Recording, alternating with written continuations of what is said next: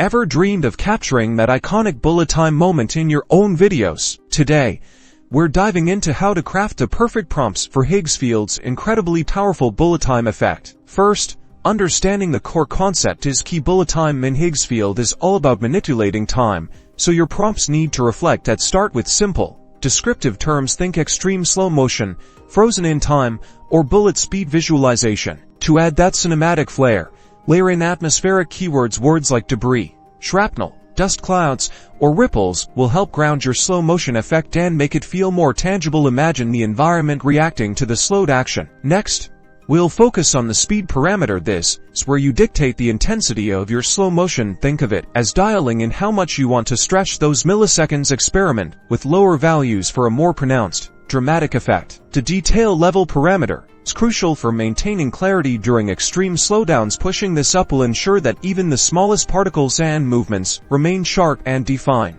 preventing a muddy or blurred output. Another vital parameter is time dilation. This directly controls how much the perceived passage of time is altered. A lower setting here is what creates that signature, almost frozen in place look of true bullet time. Combining these elements, clear action description, atmospheric detail, and precise control over speed and dilation is your recipe for success. Practice by starting with a simple action, perhaps a character leaning into a dive, and then progressively add more descriptive words and experiment with the sliders.